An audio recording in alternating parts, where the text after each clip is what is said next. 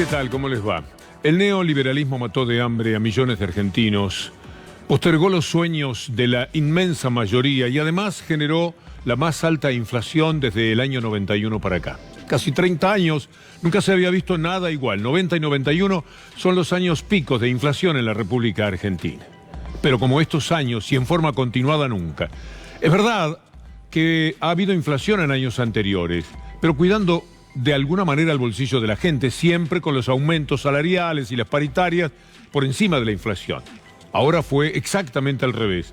Una inflación atroz del 54% casi, con salarios a la baja permanentemente. Lo grave es que para controlar la inflación dijeron que había que congelar la economía y quitarle salarios a la gente, porque imaginaban, si el pueblo no tiene con qué comprar ni siquiera alimentos, va a bajar todo y en consecuencia la inflación no va a ser tan grave. Fueron tan inútiles, tan incapaces, que consiguieron exactamente el efecto contrario. La inflación es esto que tenemos ahora en pantalla, un número que espanta, un número que por otra parte es ampliamente demostrativo de la incapacidad, de la inutilidad. Ahí están todos los diarios de ahora de la tarde, los portales. Macri dejó el gobierno con inflación de 53,8, inflación en 2019. Todos los títulos de cada uno de los medios, siempre esquivando un poco el bulto a aquellos medios dominantes que trataron de proteger, de blindar el gobierno de los inútiles. Pero de todas maneras tienen que caer en poner en algún lado, en algún rinconcito, que la inflación fue casi del 54%, pese a que uno de los más inútiles ministros de Economía que hayan existido prometía en algún momento que para el 2019 ustedes no saben cuánto va a bajar la inflación. Y estamos convencidos de que en el año 2019 la Argentina va a tener una inflación de un dígito, cosa que no ocurre desde el año 2005 probablemente. Se animaban a eso, se animaban. Bueno, Macri todavía un poco peor en cuanto al concepto, ¿no? ¿Explicar cómo hacer eso? Porque parece un problema difícil. No, ¿qué va a ser difícil? ¿Cómo se soluciona? No, la inflación es la demostración de tu incapacidad para gobernar. En mi presidencia la inflación... Podríamos dejarlo un poco más, pero no los quiero mortificar, porque solivianta, indigna encontrarse con este tipo de expresiones o con ese ministro que salió de un programa de televisión, como no podía ser de otra manera, de TN, al Ministerio de Economía. Movía un vaso de whisky por la noche y decía, sí, me parece tal cosa, y de repente, llevado de la mano, ya saben por quién, llegó al Ministerio de Economía de la Nación y nos decía en el 2019 que no nos preocupáramos, venía todo muy bien, en el 2019 menos de un dígito, 54%. ¿Dónde está Duhovne? Mejor dicho, ¿por qué nos pasó Duhovne? ¿Y por qué nos pasaron cada uno de los personajes insólitos, increíbles y corruptos que estuvieron al frente de nuestras vidas durante 4 años, nada menos? Mire lo que pasa con Garbarino. Usted conoce nada contra Garbarino, que entre otras cosas ha sido un empecinado anunciante y benefactor, si se quiere, desde la publicidad de los medios de comunicación en los cuales alguna vez uno ha trabajado. Pero el destino de Garbarino está en manos de los acreedores. Estamos hablando de una empresa que podría decir, ¿y qué quieren que haga? Si no se vendía nada, y si no se vende nada, recaudo muchísimo menos y tengo que prescindir de la gente. Pero esto es lo que ha sucedido en la República Argentina con decenas de comercios de esta naturaleza. Inflación tremenda, es decir, poner los precios lo más alto que se pueda, pero al mismo tiempo la gente sin un centavo en el bolsillo para poder gastar. Bueno, no podían comprar alimentos, imaginen ustedes, electrodomésticos. El neoliberalismo nos ha enfermado, nos ha matado, porque cuando uno mira esta tapa de crónica de hoy, es realmente ilustrativa, cuando habla de lo que ha sido el sarampión, la pesada herencia del sarampión. Un buen juego de palabras, tanto que hablaban de la pesada herencia. Esta es la del sarampión. Pese a lo que María Eugenia Vidal en tantos spots se permitía decir. Y esa urgencia necesita una respuesta y necesita un Estado presente. Y esto que parecía imposible hace 3 años atrás, hoy es una realidad para 13 millones de bonaerenses. Y no es una realidad aislada, es el resultado de... Es increíble, enferman también las cosas que se animaban a decir mientras todo se caía, se hundía a su alrededor. Daniel Goyan, el ministro de Salud de la provincia de Buenos Aires, por supuesto, vive ahora la desesperación de ver cómo vacuna a la gente, cómo la protege del sarampión y de otro tipo de enfermedades. Acto seguido a lo que ustedes saben sucedió en la aduana, donde por incapacidad, por desidia, tenían 12 millones de vacunas ahí paradas en los containers, mientras la gente, los chicos sobre todo, están esperando recibir esas vacunas. Argentina hacía 19 años que no tenía circulación del virus del sarampión y bueno, ahora tenemos más de 105 casos, virus del sarampión, y bueno, ahora tenemos más de 105 casos, de los cuales 85 pertenecen a la provincia de Buenos Aires. Hacer lo que se dejó de hacer, volver a salir con toda la contundencia que tiene el Estado y la participación de la comunidad, a recorrer casa por casa, a verificar los carnets de vacunación. Un derechazo en la mandíbula del pueblo argentino. Eso fue el neoliberalismo. Pero están presentes, están jugando, por eso hay que trabajar de ciudadano y saber todo esto, dominarlo, para que cuando uno tiene que emitir una opinión vaya a un proceso un poco más amplio que aquello que decimos desde la superficie de las cosas.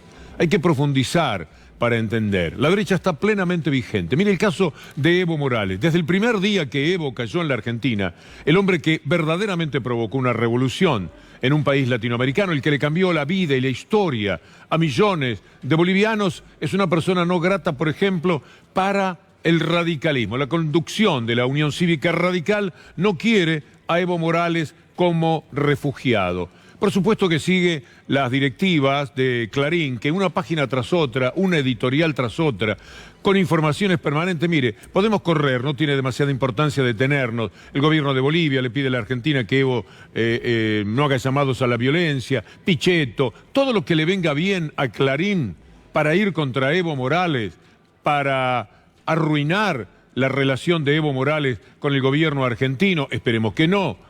Todo les ha servido permanentemente. Podemos salir de Clarín, pero hay que entender, cuando hablamos de la Unión Cívica Radical, que esta no es la de Alfonsín. No puedo hablar de la de Irigoyen, pero todo lo que he leído está en línea con lo que fue Alfonsín. Para citar Arturo Illia, no tienen nada que ver.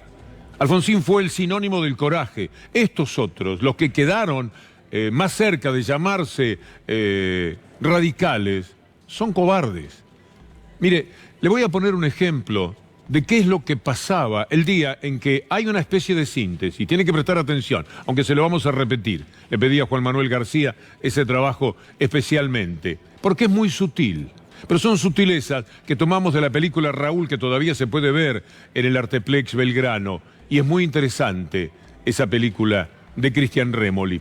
En algún momento aparece el discurso, la ventaja de una pantalla de cine. Lo pude ver porque estaba en el cine. Alfonsín le dice, yo les pido que lean el Clarín. Les pedía para que vean la infamia de entonces y de todos los tiempos de Clarín. Y en ese momento, uno de los jóvenes, que ahora ya no es tan joven, integrante de la Unión Cívica Radical, atrás de Alfonsín Codea, a O'Reilly, a quien tenía al lado, estoy hablando de Suárez Lastra, lo codea y lo mira como diciendo, qué barbaridad, meterse con Clarín. Mire esto, porque es la síntesis, no solamente de un tipo de radical como Alfonsín y otros, como Suárez Lastra, por ejemplo, sino también una demostración de por qué el radicalismo de Alfonsín no hubiera pedido que Evo sea echado del país. Por el contrario, Evo sería protegido permanentemente por lo que ha hecho por Latinoamérica y por la patria grande, por lo que ha defendido todos los conceptos. Los otros son los otros. Vea esta imagen. Tienen un ejemplo hoy, en los diarios de hoy. Yo les pido que lean el Clarín. Que se especialice. Al parecer, Alfonsín lo llamó al hombre del codazo y la mirada. ¡Qué barbaridad! Meterse con Clarín, para que ustedes tengan una idea. En un lugar donde un hombre se estaba jugando entero, los otros se asustaban, porque no podían aguantar la tacada, la impresión que les provocaba que nada menos que Clarín, que entonces era mucho menos poderoso porque había robado mucho menos que ahora, pero por supuesto tenía una influencia mortífera y nefasta sobre toda la vida nacional. A la noche cuenta el propio protagonista del codazo y la mirada, qué barbaridad, cuenta qué pasó. Noche, Alfonsín me llamó a mi casa y me dijo: Facundo, sos un cagón, lo que te queda Clarín y se te veía el miedo. Eso es lo que pasa. Esto es lo que sucede en la Argentina desde siempre. La división, tajantemente podríamos decir, es la que establece Alfonsín cuando se da cuenta que todos los demás a su alrededor se asustaban y él se estaba jugando la vida, apuntando y diciendo: yo les pido que lean el Clarín. Después lo mataban como lo hicieron, lo devastaron. El dueño de Clarín llegó a decirle, cuando Alfonsín pedía: por favor déjenme, es el primer gobierno democrático, quiero terminar el mandato, me faltan 6 meses. Usted ya es un estorbo. Esta era la expresión del dueño de Clarín, el que consideraba que Presidencia de la República es un puesto menor. Esto era lo que se permitía decir. A esto se juega en la Argentina. Por eso el padecimiento de Evo y por eso las protecciones que se dan para sectores muy dominantes de la economía, como el del campo, por ejemplo. Otra vez andan en lío, porque si no tuvieran Clarín y Nación, sus socios detrás, no se animarían estos personajes a tanto. A ver si tenemos el título: retenciones, amenazas del campo. La Federación Agraria puso un plazo para que el gobierno nacional morigere los efectos de la medida dispuesta. Me extraña y me duele que sea la Federación Agraria la que encabece este título, que en realidad es mucho más de la sociedad rural. Pero mire hasta dónde llegan. Uno de los tantos economistas, el otro día Alfredo Zayat hablaba en una nota notable del brutal fracaso de todos los pronósticos de los economistas. ¿Y cómo no iban a fracasar? Si los canales de televisión viven llamando a los economistas de la derecha, a los economistas liberales que tratan todo el tiempo de darse razón, y han mentido, y han fallado, y han dicho cualquier disparate durante todos estos años, porque además lucran vendiéndole al macrismo, a los neoliberales y a los diarios de la derecha esos trabajos que por lo menos permiten poner un título y cambiarle la opinión a la gente. Uno de esos economistas se llama Miguel Bogiano. Hizo una cosa que espantó, alarmó, escandalizó a la propia BBC de Londres. Para defender el campo, se mandó algo con el logo de la BBC, tratando de darle importancia, hasta que el asunto tomó internacionalidad. Y la BBC le dijo: baje eso, no sea mamarracho, es una vergüenza, eso es una fake news. ¿Cómo pone a la BBC en ese lugar espantoso que usted ocupa? In previous chapters, we talked about some of the weirdest cultures in the world. However, none of the 194 sovereign nations in planet Earth has had such extravagant public policies as this country called Argentina. Everything is permitted in these lands, and savagery is all around. If you don't like a particular law, you can throw stones at the Congress, occupy the streets, or even use a bazooka.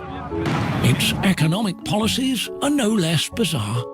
Argentina is endowed with one of the most fertile soils in the world. However, for a human being of this nation, it is virtually impossible to make money through food and cash crop production.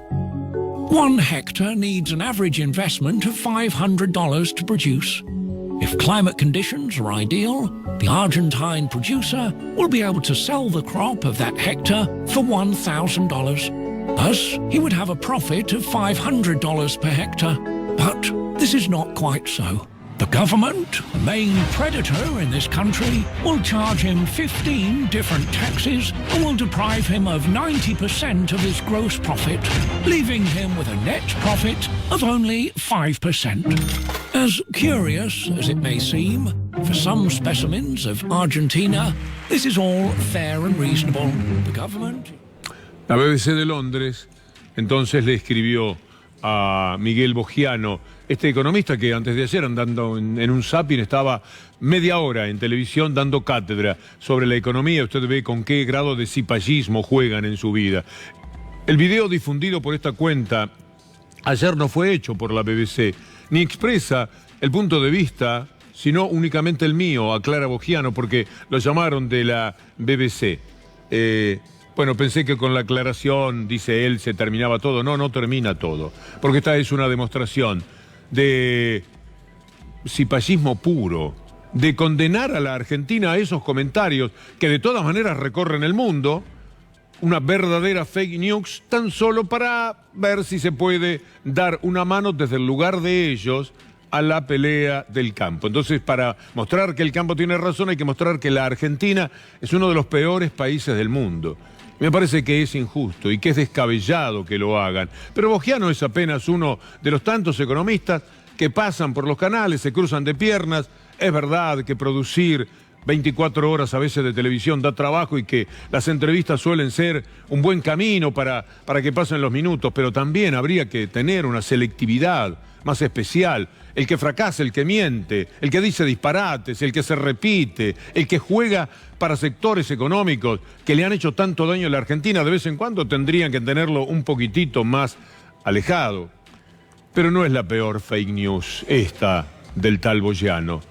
La peor fake news, la más horrenda de todas, es la que tiene que ver con el suicidio de Nisman que quisieron convertir en un asesinato. Que saldrán a la plaza por convocatorias que ya les vamos a comentar, algunos miles de personas, vamos a ver si son miles, las que se animen a sostener que a Nisman lo mataron. Hace 5 años, Alberto Nisman denunció a Cristina Kirchner. Así fue su última entrevista, entonces dan lugar a la misma. Vamos a ir rápidamente, porque es mucho el material que tenemos. Le pedimos que nos sigan en línea con el recorrido que queremos hacer para entender cuánta mentira. Una partecita vamos a mostrar hoy. ¿Lo tenemos? La acusó de armar una alianza con el Ejecutivo y el terrorismo. Avancemos. 4 años después, el fiscal... ahí está, la causa AMIA suma hoy 113.600 fojas. Esto es lo que escribió en Perfil Jorge Lanata. Y es algo muy interesante de leer, porque esto está escrito en el año 2006. Nuestro colega, con Romina Mangel y Luciana Geuna, que son también periodistas sumamente acreditadas. Si nos dedicáramos a hacer un tótem judicial con esa cantidad absurda de papel, escribía Lanata en 2006, noviembre del 2006, fíjese en la fecha y busque la nota, podríamos llenar varios cuartos en una casa, varios cuartos llenos de nada. Sigamos, porque es muy valioso todo lo que contiene esa nota del año 2006. Allí quedaba muy claro lo delirante de las posiciones de Nisman. El fiscal Nisman tiene serios problemas de memoria, decían en la nota. Estamos en el 2006, ¿eh? Esto no es pegado a la denuncia demencial que hizo. Hace algunos días volvió a repetir lo mismo que el año pasado, es decir, en el 2005 había dicho lo mismo. Anunció avances en la investigación, presentando solo información vieja. El año pasado lo hizo con el espectacular descubrimiento del conductor suicida Ibrahim Berro, quien luego se convirtió en Radicheta. Algo que un poco ignora la serie de Netflix porque necesita también espectadores de los enloquecidos que quieren creer que lo mataron, aunque la serie apunta claramente, sin quererlo casi, a que esto fue, por supuesto, un suicidio. Sigamos, este año repitió su modus operandi, decían Lanata, Geuna y Mangel, solicitando la captura de 8 iraníes por los que él mismo había pedido en 2003, sin aportar un solo dato. Aquí en esta nota va quedando claro que los iraníes no hay ninguna prueba de que tenían algo que ver y que Nisman no estaba bien. Nisman debería mejorar su círculo íntimo. Lo curioso del pedido de los 22 iraníes es que estos 8, que se suponen nuevos, se encontraban en la primera lista. Nisman pidió entonces, y Galeano concedió, la detención de Hadi Soleimanpur, un ex embajador de Irán en la Argentina. Soleimanpur fue detenido en Durham, Reino Unido, pero según una nota fechada el 12 de noviembre del mismo año, el secretario de Estado del Ministerio del Interior inglés decidió dejarlo en libertad por falta de pruebas. Esto está escrito en el 2006. Hay algo más, me parece, y vale la pena. La investigación de la AMIA está montada sobre pies de barro. Uno de ellos, quizás el más significativo, es la supuesta existencia del coche bomba que solo una testigo vio. Hay 12 testigos que presenta esta muy buena nota de Lanata, Geuna y Mangel, que estaban allí, que fueron testigos, que pasaron por allí y nunca vieron la trafic y el suicida en cuestión. Vale la pena que veamos a Nisman, después de todo esto, haciendo la denuncia, naturalmente, en TN. Y si me equivoqué, que creo que no, porque como dice el doctor Carlos Fait, los hechos son sagrados, las opiniones son libres, esté Nisman o no esté Nisman, las pruebas están. Bueno, todo lo que dijo Nisman en esas horas eran mentiras, por supuesto. No hubo hombre importante de la vida judicial de la Argentina, de Zaffaroni, a Moreno Ocampo, de Arcelanian, a Rafecas cuando tuvo que fallar y dijo aquí no hay nada. En fin, todos coincidieron. Servina descubría, hasta el hijo, mire, advirtieron que no había nada, no tenía ninguna consistencia y esa falta de consistencia iba a ser refutada el lunes en el Congreso. Y esta era una de las cosas que tenían aterrado a Nisman, porque todo iba a ser aclarado, y aclarado que fuera, ahora sí que iba a quedar fuera del gobierno y fuera de la UFI-AMIA. Y entonces se aferraba a eso, porque no nos olvidemos que esta denuncia que acabamos de ver, Nisman la hacía porque pensó, si yo denuncio a la presidenta no me puede echar. Y este era el temor que le habían infundado, evidentemente, las Laura Alonso, etcétera, que estaban en contacto con él desde que andaba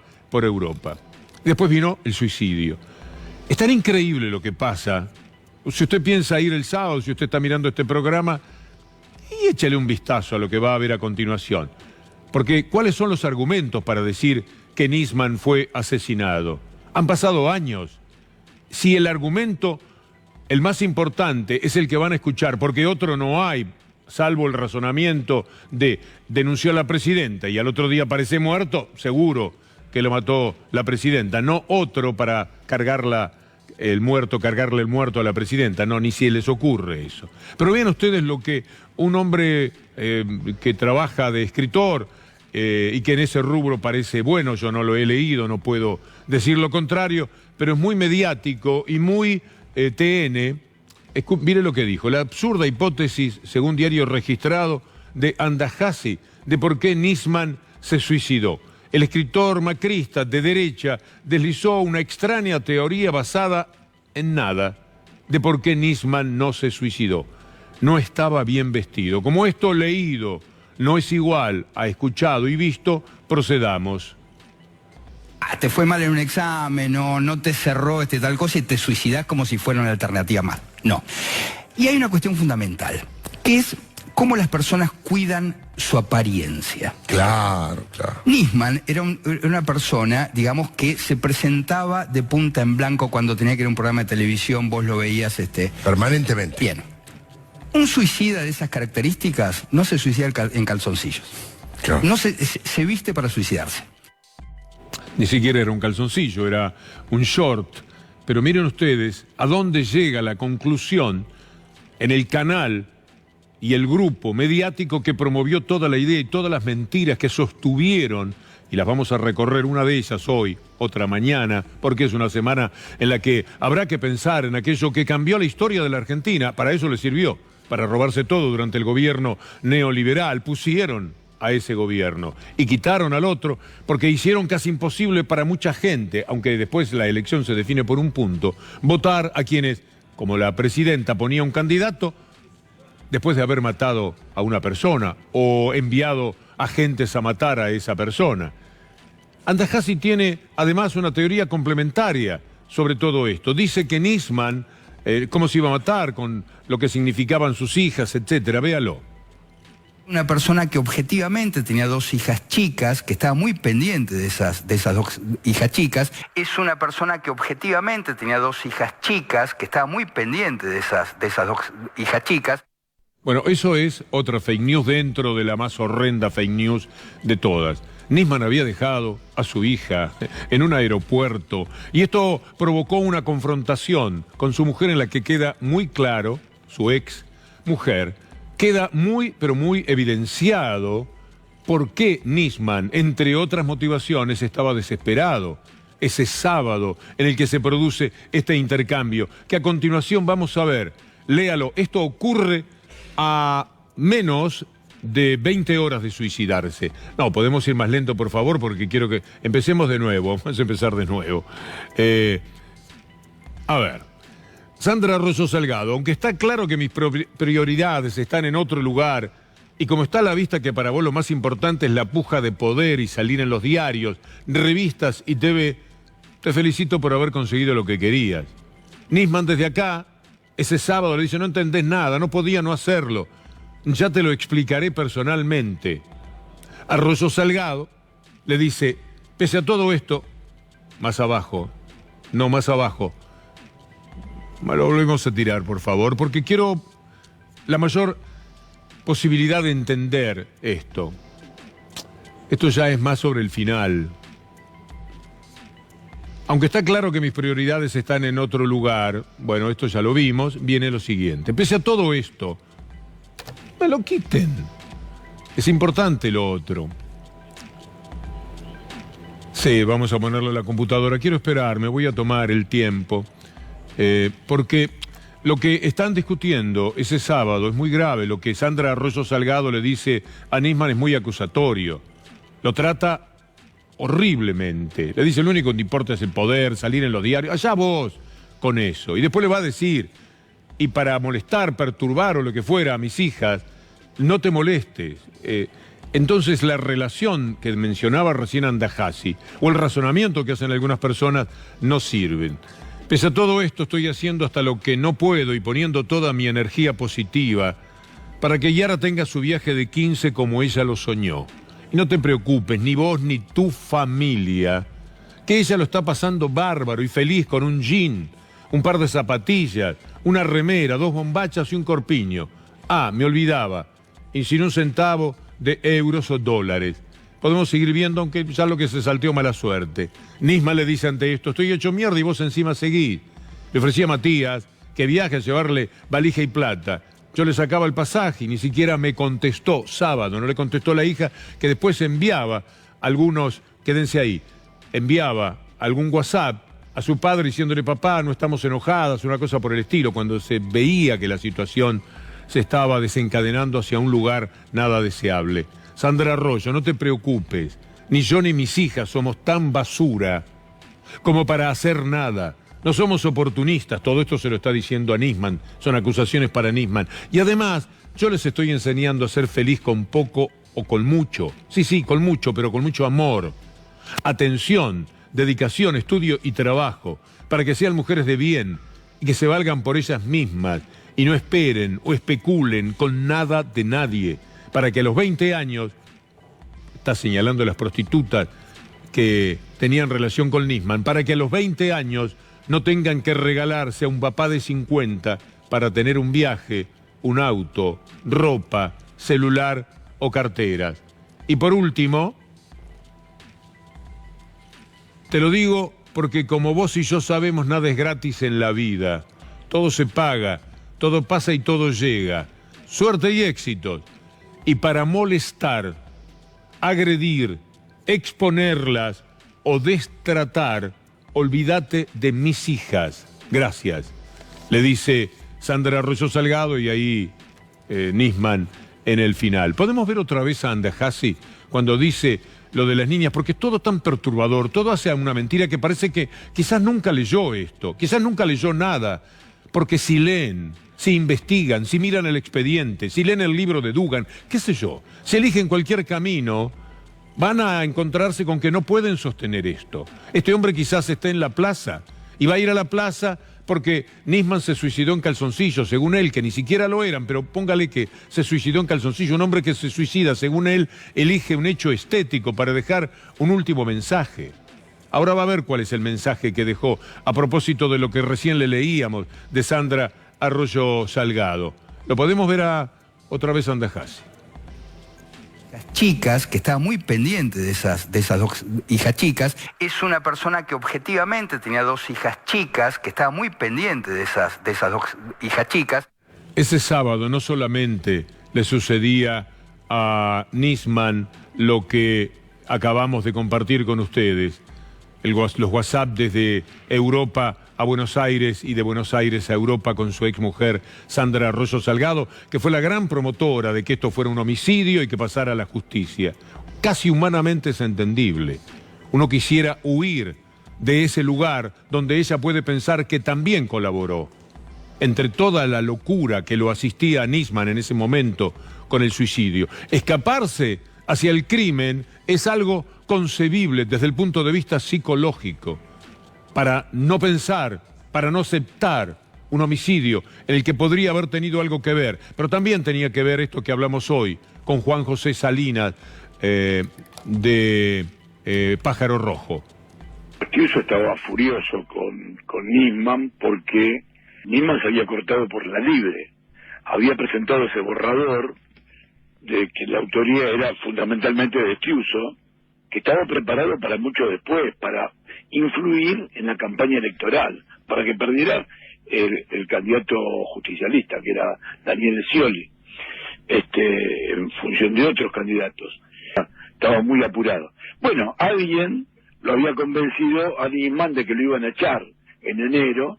Todos los familiares de la víctima de la AMIA querían que lo echaran, y él entonces lo convencieron de que la única manera era presentar eso, pero eso no se hizo con el acuerdo de Tiuso, para nada. Cuando uno revisa aquellos intercambios con Sandra Rosso Salgado, que hizo lo imposible, como les decía, para llevar esto a la justicia federal donde nunca debió estar, para fortalecer la idea de la Daya, de enterrarlo a Nisman donde no se puede, según la propia religión. Para llevar a cabo todo aquello, naturalmente tenían que pasar por alto lo que van ahora ustedes a ver.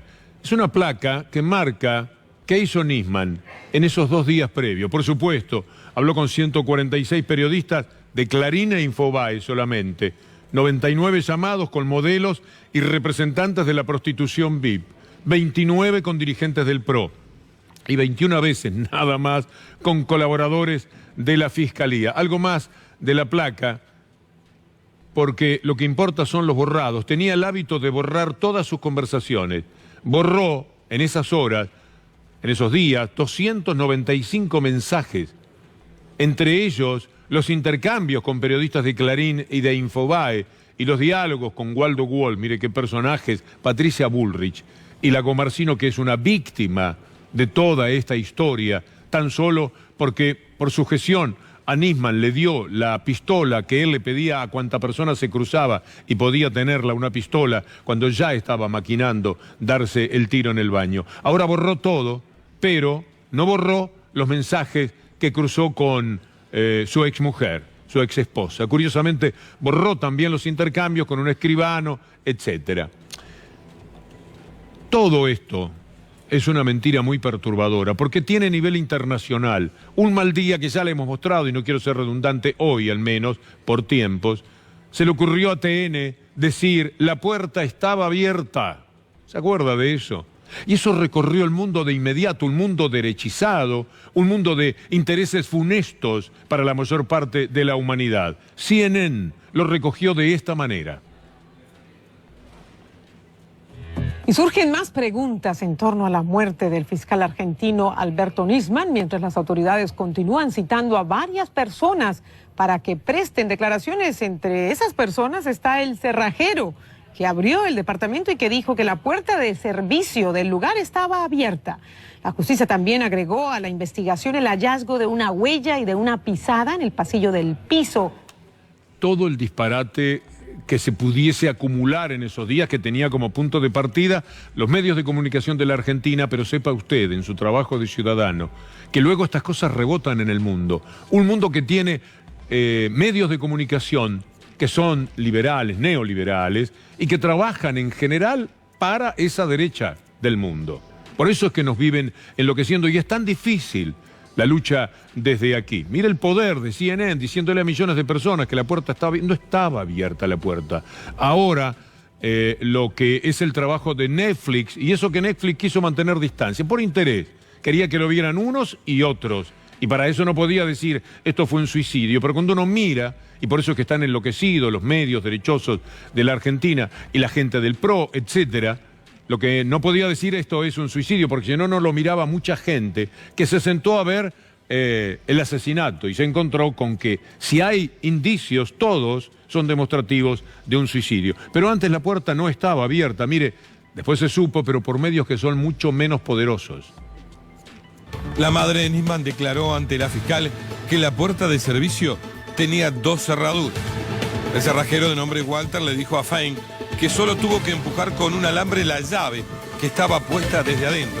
Sin embargo, hay un dato que el cerrajero no aportó o no sabía. La puerta tenía 2 cerraduras. La información fue suministrada por Sara Garfunkel. La puerta estaba abierta, dijeron desde Clarín, repitieron los diarios todo el tiempo. Cuando hay tanta necesidad de mentir, primero, ¿usted qué es? Si tiene un diario, el nombre de la libertad de expresión, si usted es Mañeto, ¿usted puede hacerle este daño a la gente intencionadamente porque lo que quiere es eliminar un gobierno? Piénselo, sépalo siempre, cada vez que lee uno de los títulos o una de las noticias de Clarín. Mienten y también sepa por qué mienten. Vamos a ir a lo de Netflix. Lo mismo, lo de la puerta. Tiene que prestar atención porque van los títulos un poco pegados. Los custodios a los que ahora también quieren condenar toda esa barra de Bullrich, que es de las que está reclamando presencia en las plazas. Pongamos la película. Yo acompaño el movimiento de la película. Aquí se construye la fake news más horrenda de todas las que hubo en la Argentina. Acércate, Julián Guarino, y la vemos juntos. Estos son los custodios que bajan, van a la mañana, tocan timbre, no le responde. A mí me queda muy chiquita la letra, traten de ustedes de acercarse, porque van contando lo que pasa. Vuelven después y se encuentran con los diarios que Nisman no había recogido. Bien, ahí está nuevamente los custodios que llaman a la madre, porque no había manera de que se pudiera hacer nada. Y presta atención a lo que Netflix necesariamente y en nombre de mínimas verdades va a escribir. Estos son los llamados angustiados de quienes, cuidado que me están hablando aquí me están hablando, muchachos, algo se filtró. Ahora, después de esto, preste atención a lo que dice Netflix. Pasada casi 12 horas desde la llegada de los guardaespaldas al edificio, uno de ellos entra al departamento con la madre de Nisman. La puerta estaba cerrada por dentro y con la llave puesta. Esto es lo que ocurría. Ahí entran. Por otra parte, dicen que esta cámara quisieron inventar que no funcionaba. Esta cámara que muestra todo, la subida, la bajada, la entrada de la madre, absolutamente todo. E iban, ahí está la llave. Y luego el llamado no desesperado, extraño de la madre. Esto ya es más conocido, Julián, sí, pero hace a todo este horror que vivimos en estos días. Hay gente que es invitada por Carrió y Bullrich a ir a las plazas. Y hay todavía consulados donde debe estar la gente del gobierno anterior que invitan a la gente en distintas ciudades para recordar a Nisman como si hubiera sido la víctima de un crimen. Una mentira universal, fabulosa, la fake news más horrenda de todas. ¿Qué tal? ¿Cómo estás, Víctor Hugo? Bien. Bueno, importante lo que mencionás. Yo creo que no hay que cansarse nunca de insistir con esto, la fake news y cómo operan los mecanismos que se utilizan y cómo eso es permeable muchas veces al sentido común que construye la gente, ¿no? Muchas gracias al equipo de producción, con Julián Capazo, con Juan Manuel García, que han hecho, y Lautaro, que también colaboró, para que pudiéramos tener todos estos materiales, que son muchos más, pero se me fue el tiempo, se me fue la mano. Gracias, Julián. Gracias a vos, Víctor Hugo. Luli.